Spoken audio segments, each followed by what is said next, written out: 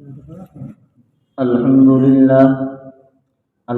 لله نحمده ونستعينه ونستغفره ونؤمن به ونتوكل عليه ونعوذ بالله من شرور أنفسنا ومن سيئات أعمالنا من يهده الله فلا مضل له ومن يضلله فلا هادي له ونشهد أن لا إله إلا الله وحده لا شريك له ونشهد أن محمدا عبده ورسوله أرسله بالحق بشيرا ونذيرا أما بعد وقال الله تبارك وتعالى في القرآن المجيد والفرقان الحميد أعوذ بالله من الشيطان الرجيم بسم الله الرحمن الرحيم وإن يمسسك الله بضر فلا كاشف له إلا هو وإن يردك بخير فلا راد لفضله يصيب به من يشاء من عباده وهو الغفور الرحيم صدق الله العظيم۔ حضرات مکرم معزز مصلیان جامع مسجد، بزرگوں، نوجوانوں، خطبے کے اندر قرآن مقدس کی ایک آیت تلاوت کی۔ اللہ تبارک و تعالیٰ کی بارگاہ میں دعا گو ہوں، مالک کائنات مجھے صحیح بات کہنے کی اور پھر سن کر ہم سب کو اس پر عمل کی توفیق مرحمت فرمائے۔ کوشش کروں گا کہ قرآن مقدس کی اس آیت کا خلاصہ آپ کے سامنے پیش کروں، اس کا مطلب، اس کی وضاحت اور اس آیت کی چاہت کیا ہے۔ اللہ تبارک و تعالی اس آیت کے اندر اپنے بندوں کو کیا پیغام دے رہے ہیں۔ اللہ رب العزت ارشاد فرماتے ہیں وَإِن يَمْسَسْكَ اللَّهُ بِضُرٍّ فَلَا كَاشِفَ لَهُ إِلَّا هُوَ، اگر اللہ تعالیٰ تمہیں کوئی تکلیف پہنچانا چاہیں تو بجز اللہ کے اس کو دور کرنے والا کوئی نہیں۔ وَإِن يُرِدْكَ بِخَيْرٍ فَلَا رَادَّ لِفَضْلِهِ، اور اگر اللہ تعالیٰ کسی کے ساتھ خیر کا معاملہ کرنا چاہیں تو اس کو ہٹانے والا کوئی نہیں۔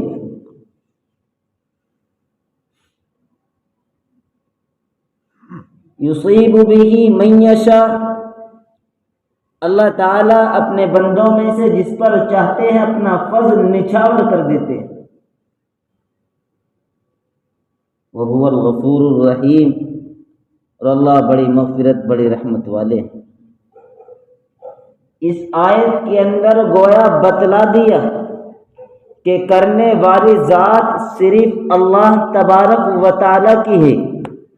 کائنات کے کائنات مل جائے اور کسی انسان کو موت دینا چاہے تو نہیں دے سکتے، پوری دنیا طاقت و قوت لگا لے، کسی مردہ انسان کو زندہ کرنا چاہے تو نہیں کر سکتے، کیونکہ کرنے والی ذات اللہ تبارک و تعالیٰ کی ہے۔ تو پتہ یہ چلا کہ ہمارا تعلق اللہ کے ساتھ مضبوط ہونا چاہیے، نہ کہ بندوں کے ساتھ۔ مانگنا ہمیں اللہ سے چاہیے، نہ کہ بندوں سے۔ اگر انسان گناہ بھی کر لے، اللہ تبارک و تعالیٰ کے حکموں کو توڑ دے، نبی اکرم صلی اللہ علیہ وسلم کی نافرمانی کرے، آپ کے طریقے کو چھوڑ کر کے اب تک زندگی گزاری ہے، اگر وہ انسان آخری لمحات میں آ کر بھی اللہ کے دربار میں آ کر کے رو دے، اپنے آنکھوں سے اشکے بہا دے، آنسو بہا دے، اللہ کو منا لے، رب کعبہ کی قسم اللہ مغفرت کرنے والا، رحمت کرنے والا ہے۔ اللہ اس وقت بھی آپ کی اور میری توبہ کو قبول فرما لیں گے۔ یہ پیغام اس آیت کے اندر اللہ تبارک و تعالی نے پوری انسانیت کو دیا ہے کہ لوگوں، مانگنا ہے تو مجھ سے مانگو، دوسرے کے در پہ نہ جاؤ۔ اللہ کا خزانہ بہت وسیع ہے، آپ اس کا اندازہ نہیں لگا سکتے۔ اللہ کی رحمت بڑی وسیع ہے، لیکن آج اگر کمی ہے تو مانگنے کی کمی ہے۔ اللہ سے مانگو جو مانگنا ہے۔ اللہ کے بہت سے ولی ایسے گزرے ہیں جن کے ہاتھ پر اللہ کی کرامات ظاہر کی ہیں۔ جو بات خلاف عادت ہو اس کو کرامات اور معجزہ کہتے ہیں۔ جیسے اگر سورج مشرق سے نکلتا ہے مغرب میں چھپتا ہے تو یہ عادت کے موافق ہے، لیکن اگر سورج بجائے مشرق سے نکلنے کے مغرب میں نکل جائے تو خلاف عادت ہے۔ اسی طریقے سے بعض بزرگوں کے ہاتھ پر کوئی ایسی بات ثابت ہوئی جو خلاف عادت ہے تو ان کی کرامات۔ کیوں؟ اس لیے کہ وہ اللہ کے ولی ہیں، اور اگر وہ خلاف عادت بات اللہ کے برگزیدہ پیغمبر پر ثابت ہوئی ہے تو وہ معجزہ ہے۔ کیسے؟ جیسا کہ حضرت موسیٰ علیہ السلام کے ہاتھ میں ایک عصا، اللہ تبارک و تعالیٰ نے کہا موسیٰ زمین پر ڈال دو، ہاتھ میں وہ عصا ہے لیکن جب زمین پر ڈالا تو اژدہا بن گیا۔ یہ بات خلاف عادت ثابت ہوئی تو پتہ چلا یہ اللہ کے پیغمبر حضرت موسیٰ علیہ السلام کا معجزہ ہے۔ اسی طریقے سے حضرت عیسیٰ علیہ السلام اگر مادر ذات نابینا کے آنکھ پر ہاتھ پھیر دیتے تو اس کی بینائی آ جاتی۔ یہ بات خلاف عادت ثابت ہو رہی ہے، پتہ چلا کہ یہ بھی اللہ کے پیغمبر حضرت عیسیٰ علیہ السلام کا معجزہ ہے۔ اب کرامات کا کیسے پتہ چلے؟ بخاری کے اندر ایک واقعہ نقل کیا ہے۔ حضرت ابو بکر صدیق رضی اللہ تعالی عنہ، کون نہیں جانتا ہے اللہ کے نبی صلی اللہ علیہ وسلم سے کیسی محبت کی ہے۔ اللہ کے نبی نے فرمایا اے میرے صحابہ اصحاب صفہ کئی روز سے بھوکے اور پیاسے ہیں، تھوڑے تھوڑے کو لے جا کر کے اپنے گھر کھانا کھلاؤ۔ چند صحابہ کو حضرت ابو بکر صدیق رضی اللہ تعالیٰ عنہ بھی اپنے گھر تشریف لے گئے، ان کو ساتھ لے گئے، گھر والوں سے کھانے کے انتظام کرنے کے لیے کہا، اور آپ کسی کام کی غرض سے باہر نکل گئے۔ رات کافی گزر گئی، مہمانوں کو کھانا پیش کیا۔ انہوں نے کہا عبد الرحمن جب تک آپ کے والد حضرت ابو بکر صدیق رضی اللہ عنہ تشریف نہیں لائیں گے اس وقت تک کھانا نہیں کھائیں گے ہم لوگ۔ جب حضرت ابو بکر صدیق رضی اللہ عنہ رات کے وقت میں واپس تشریف لائے اور پوچھا کہ مہمانوں کو کھانا کھلایا یا نہیں؟ حضرت عبد الرحمن نے کہا انہوں نے ابھی کھانا نہیں کھایا۔ اپنے بیٹے کو ڈانٹا کہ ابھی تک مہمانوں کو کھانا نہیں کھلایا۔ عبد الرحمن نے کہا ابا جان انہوں نے انکار کر دیا کہ جب تک آپ کے والد نہیں آ جاتے اس وقت تک کھانا نہیں کھائیں گے۔ چنانچہ کھانا لگایا گیا، کھانے سے فارغ ہو گئے۔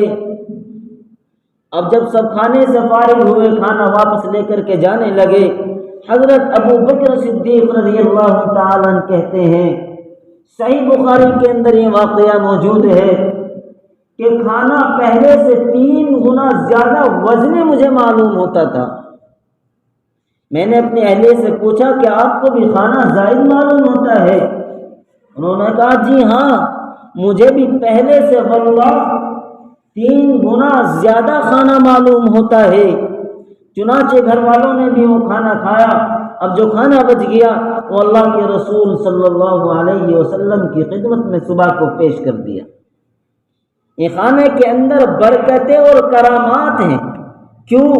اس لیے کہ ان کا تعلق اللہ کے ساتھ مضبوط تھا، ان کا رشتہ اللہ اس کے رسول کے ساتھ مضبوط تھا۔ آج ہمارا رشتہ دنیا داروں کے ساتھ جڑا ہوا ہے، آج میرا آپ کا تعلق اللہ کے دشمنوں کے ساتھ جڑا ہوا ہے، جو رسول اللہ کے باغی ہیں، دین کے دشمن ہیں، شریعت کے دشمن ہیں، قانون خدا بندی کو بدلنا چاہتے ہیں، ان سے میرا اور آپ کا تعلق ہے۔ اس لیے اللہ کی نصرت و مدد آنا، آسمان سے برکتوں کا نزول ہونا، یہ تمام دروازے ہم نے خود اپنے لیے بند کر دیے۔ چنانچہ وہ کھانا اللہ کے رسول صلی اللہ علیہ وسلم کی خدمت میں پیش کر دیا گیا۔ قافلے والے لوگ، کئی جماعتیں اللہ کے رسول کے دربار میں آئی ہوئی تھیں، کچھ سوال و جواب انہوں نے کیے۔ اللہ کے رسول صلی اللہ علیہ وسلم نے ان کے سوالوں کا جواب دیا، اور اس کے بعد وہ جماعت 12 حصوں میں تقسیم ہوئی۔ جب وہ جانے لگی، اللہ کے رسول نے فرمایا آپ لوگ ایسے نہیں جا سکتے، کھانا کھا کر کے جائیں گے۔ چنانچہ بخاری کے اندر لکھا ہوا ہے کہ 12 کی 12 جماعت نے، جس میں الگ الگ چند متعدد افراد تھے، 12 جماعت نے پیٹ بھر کر کے کھانا کھایا۔ اب اندازہ لگاؤ یہ برکتیں کیسے ہوتی تھیں کہ تھوڑا کھانا اتنے سارے آدمیوں نے کھا لیا، پیٹ بھر گیا، پھر بچ گیا۔ یہ اللہ سے تعلق کے بنا پر تھا۔ آج ہمارا نماز پڑھنے میں دل نہیں لگتا، اللہ سے مانگنے میں مزہ نہیں آتا، ہمارے یہاں دعاؤں کے لیے نہیں اٹھتے۔ آخر ہمارا ایمان کیسے کمزور ہو گیا؟ ہمارے ایمان کو کیا ہو گیا؟ شیطان ہم پر اتنا مسلط ہو گیا کہ ہم دعا مانگنے کے لیے بھی تیار نہیں۔ آج ہم دعا مانگتے نہیں، دعا پڑھتے ہیں۔ زبان سے دعا پڑھی جاتی ہے، اور دعا جو مانگی جاتی ہے وہ دل کی گہرائی سے مانگی جاتی ہے۔ زبان سے پڑھنا اور ہے، مانگنا اور ہے۔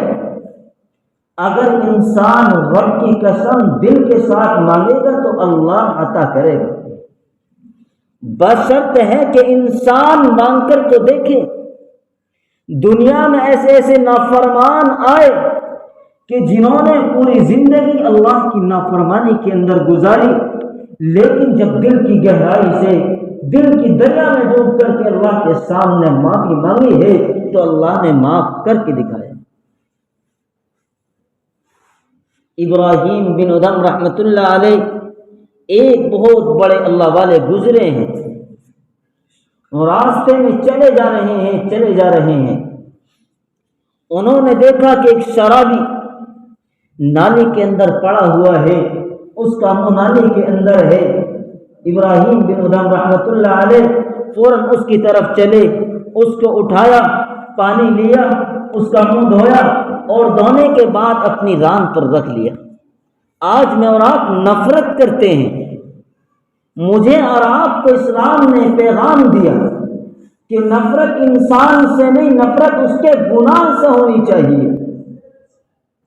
پیغام یہ نہیں ملا کہ انسان سے نفرت کرو، پیغام میرے قرآن نے یہ دیا ہے کہ گناہ سے نفرت کرو، انسان سے نفرت نہ کرو۔ ابراہیم بن ادھم رحمۃ اللہ علیہ نے اس کا پانی سے منہ صاف کیا، اور صاف کرنے کے بعد اپنی ران پر رکھ لیا، اور ہاتھ اللہ کے دربار میں اٹھا دیے۔ یا اللہ، یہ زبان جو تو نے اس کو دی تھی، یہ قرآن پڑھتا، اس زبان سے تیرا ذکر کرتا، لیکن اس نے تو شراب پی لی، آپ کی نافرمانی کی۔ اے اللہ تو اس کو معاف فرما دے، اے اللہ اس کو دیندار بنا دے۔ ابراہیم بن ادھم رحمۃ اللہ علیہ یہ الفاظ زبان سے نہیں بلکہ دل کی گہرائی سے کہہ رہے تھے، اور آنکھ سے آنسو ٹپک رہے تھے۔ اب آنسو کا ٹپکنا ہوا، آسمان پر لرزہ طاری ہوا، وہ آنسو اس شرابی کی آنکھوں پر گرے، اس کے چہرے پر گرے، اس کی آنکھ کھل گئی، وہ کپکپا اٹھا کہ دیکھا میرا سر، ایک بہت بڑے اللہ والے کی گود میں ہے اور یہ کہا کہ اللہ والو آپ نے مجھے کیسے اٹھا لیا؟ انہوں نے کہا پیغام یہ میرا ہے کہ ہمیں گناہ سے نفرت کرنی ہے، گنہگار بندے سے نہیں، اور میں تیرے لیے اللہ تبارک و تعالیٰ سے دعا کر رہا تھا، اور دعا صرف زبان سے نہیں بلکہ دل کی گہرائی سے کر رہا تھا۔ میری آنکھ سے آنسو نکلے، تیرے چہرے پر پڑے، تیری آنکھ کھل گئی۔ وہ شرابی جو شراب کے نشے کی حالت میں ہے اسی وقت اللہ کے دربار میں سجدہ ریز ہو جاتا ہے، اور سجدہ ریز ہونے کے بعد دل سے سچی توبہ کرتا ہے، اور پھر اللہ کے سامنے سربسجود ہو کر کے اللہ کا فرما بردار بندہ بن جاتا ہے۔ تو پیغام تو آیت ہی دیتی ہے، اور لوگوں اللہ سے مانگو، دنیا والوں سے مانگنا چھوڑ دو۔ کرنے والی ذات صرف اللہ تبارک و تعالیٰ کی ہے، دنیا کی کوئی طاقت تمہارا کچھ نہیں بگاڑ سکتی۔ جنگلی جانور تمہارے تابع ہو سکتے ہیں اگر تم اللہ کے فرمان کو لے کر کے چلو گے۔ کیسے؟ مثال دے کر کے سمجھاتا ہوں، آخری بات کرتا ہوں۔ حضرت سفینہ رضی اللہ تعالی عنہ، غالباً نام سنا ہوگا، کشتی کے اندر سوار ہیں، چند آدمی اور ہیں، دریا کے اندر ہے، اچانک طوفان آیا، کشتی غرق ہو گئی، تختے ٹوٹ گئے، کشتی کے اندر پانی بھر گیا۔ حضرت سفینہ رضی اللہ تعالی عنہ بیان فرماتے ہیں کہ کشتی ٹوٹ گئی، میرے پہ تیرنا بھی آتا تھا لیکن میں ایک تختے پر بچ گیا، ایک تختے پر بیٹھا رہا، میں وہاں سے کنارے پر پہنچا، میں جنگل کی طرف نکل گیا، میں وہاں سے نکلا، ابھی جنگل میں پہنچا کہ سامنے سے ایک شیر دہاڑتا ہوا میرے پر حملہ آور ہونا چاہتا تھا، لیکن میں نے کہا جنگل کے شیر کان کھول کر کے سن لے، میں خادم ہوں محمد الرسول اللہ کا، میں غلام ہوں محمد الرسول اللہ کا۔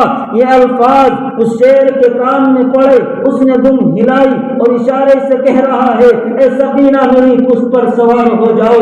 لوگوں یہ کون لوگ تھے؟ وہ لوگ تھے جنہوں نے قرآن کے دامن کو تھاما تھا، یہ وہ لوگ تھے جنہوں نے محمد الرسول اللہ کے پیغام کو سن کر اس پر عمل کیا تھا، یہ لوگ وہ تھے قرآن کی ایک آیت بھی سنی تو اس کو اپنی زندگی میں لے کر کے آئے ہیں۔ جبھی تو جنگلی جانور ان کے تابع ہو گئے۔ حضرت سفینہ رضی اللہ تعالی عنہ اس شیر کی پشت پر سوار ہوئے، اب وہ بستی کی طرف لے کر کے جا رہا ہے۔ جب سامنے بستی نظر آئی، شیر بیٹھ گیا، حضرت سفینہ رضی اللہ تعالی عنہ اس کی پشت پر سے اترے تو اس نے اپنی دم ہلائی، تو حضرت سفینہ رضی اللہ تعالی عنہ کہتے ہیں میں سمجھ گیا کہ ابھی الوداع کرنا چاہتا ہے، میں نے بھی اپنا ہاتھ ہلا دیا، میں بستی کی اس طرف چل دیا۔ لوگوں آج مجھے اور آپ کو بھی ضرورت ہے، ہم بھی اللہ کے قرآن کو اپنے دامن میں لے کر کے آئیں، قرآن نے جو پیغام دیا ہے اس کو سمجھنے کی کوشش کرو۔ تم دنیا کے کتنے مال و دولت کے انبار لگا لو، لیکن جس دن اللہ کی پکڑ آئے گی اس کو تم ٹال نہیں سکتے۔ قرآن کا یہی پیغام ہے، وَإِن يَمْسَسْكَ اللَّهُ بِضُرٍّ فَلَا كَاشِفَ لَهُ إِلَّا هُوَ، اگر اللہ تم کو تکلیف پہنچانا چاہے تو بجز اللہ کے اس کو کوئی دور کرنے والا نہیں ہے۔ دنیا کی ساری طاقت زور لگا لے، دنیا کی بڑی بڑی حکومتیں مل جائے، زمین و آسمان تمام کے تمام مل کر اپنی طاقت و قوت کو لگا لیں، جب بھی اللہ اگر کسی کو تکلیف پہنچانا چاہیں گے تو اس کو روک نہیں سکتے، اور اگر اللہ تبارک و تعالی کسی کے ساتھ خیر کا معاملہ کرنا چاہیں گے تو کوئی اس خیر کو اس سے دور نہیں کر سکتا، اس کو نہیں ہٹا سکتا۔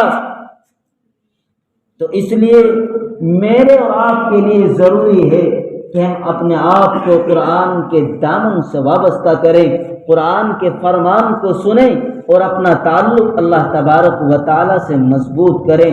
اللہ مجھے بھی اور آپ کو بھی عمل کی توفیق عطا فرمائے۔ وآخر دعوانا الحمدللہ رب العالمین۔ جن حضرات نے سنتیں نہیں پڑھی وہ سنتیں پڑھیں۔